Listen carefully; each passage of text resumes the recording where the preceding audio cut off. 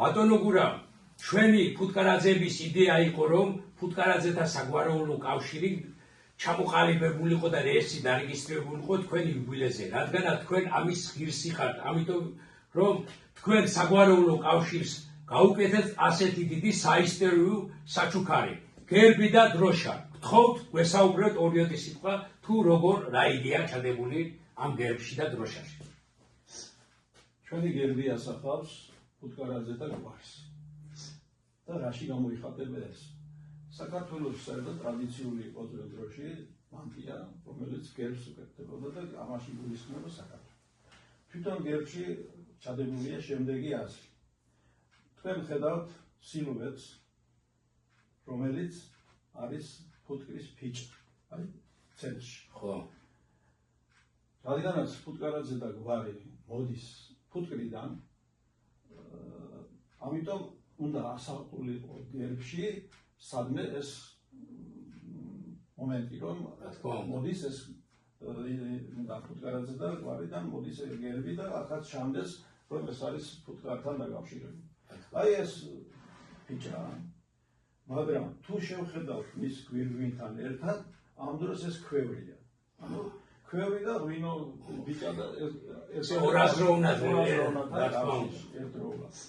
აქ არის ვაზის ტოები გამოსახული, ესეც ჩვენი ქართული და ტრადიციული სიმბოლოა და შიგნით კიდევ ცენტრში გამოსახული არის სილუეტად ამ ფიჭას აზის ფუტკარი. აი მთლიანობაში ეს ფუტკარი. ფუტკარზე დახდანებული აქვს ჯვარი. ჯვარი და ჯვარზე კიდევ არის ბორჯღალი. ეს ყველაფერი სიმბოლოები არის ჯვარი, იცით? და ბორჯღალი სამარადისობის სიმბოლოა. თუ ჩვენ შევხედავთ ცალკე ამ ნაწილს, ასოფუა გამოსახული. ფუტკარაძეთა გვარის პირველი ასო. აი ეს არის ძირითადი სიმბოლო, მაგრამ ამას გვერდებზე უშველებს ასე ვთქვათ, აქედან აქედან თოფები.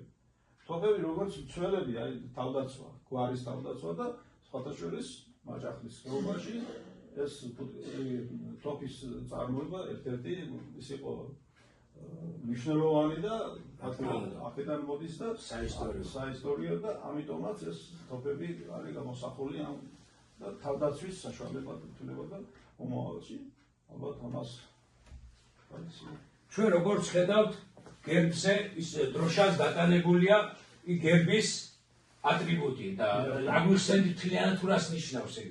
ჯვარია გამოსახული, როგორც ხედავთ, ეს საქართველოს დროშასთან ასოცირდება, იმიტომ რომ უნდა იყოს სიახლოვე, რა თქმა უნდა, და ჩვენ თავშივე ჩავიფიქრეთ და ამ ჯვარზე არის ჩვენი გერბის ცენტრალური ნაწილი გამოსახული. იმ ყველა ატრიბუტებით, რაც შინაარსით, როგორც გერბზე. ეს ფიჭაა, ხო, როგორც ეს ფიჭა არის, ფიჭა მოგეხსენებათ საგვარეულო კავშირის ერთ-ერთი სიმბოლოა, როგორც ფუტკართან ასოცირდება და დროშაზეც გამოსახული არის ფონად ფიჭა. ძალიან ლამაზია ნამდვილად. აი ეს ბატონო გურა, თქვენ კიდევ ერთხელ ვამბობ, რომ საისტორიო და ნამდვილი საჩუქარი გაუკეთეთ საგვარეულო კავშირს და თქვენმა შვილმა კიდე საგვარეულო კავშირს დაუწერა ხატი, რომელიც 29 ნოემბერს 2015 წელსაც იკურთხა სრულიად საქართველოს კათოლიკოს პატრიარქის მიერ. თუ შეიძლება ორიოდე სიტყვით, რომ ამ ხატთან დაკავშირებითაც უთხრათ რამე. გეტყვით, საგვარეულო ხატი შესახებ ჩატარდა, რა თქმა უნდა, მსჯელობა, როგორი ხატი უნდა ყოფილიყო ჩვენი გვარისთვის და მაშინ მოვიფიქრეთ ჩვენ, რომ ყოფილიყო წმინდა გიორგის ხატი. წმინდა ილორის ხატიდან გაკეთებული ასლი, ასე ვთქვათ, რომელიც ძალიან ტრადიციულია საქართველოში ერთ-ერთი უპირველესი ხატია ხატებს შორის, ალბათ წმინდა გიორგი. და ჩვენც ამიტომ ჩვენმა გვარმა აირჩია, რომ წმინდა გიორგის ხატი ყოფილიყო. ჩემმა შვილმა დაწერა ეს ხატი და იკურთხა, როგორც უკვე ითქვა, ცეთაში სამთავროს დედათა მონასტერში პატრიარქის მიერ. აი ესა მისი ისტორია. ძალიან ძვირფასი მადლობა. აი თქვენი ნახატებიც არის, ესე იგი თქვენ ხართ ჩვენი გვარის უძლიერესი ადამიანი, მერთმა გახაროთ გაბედნიეროთ. წარმატებები ცხოვრებაში.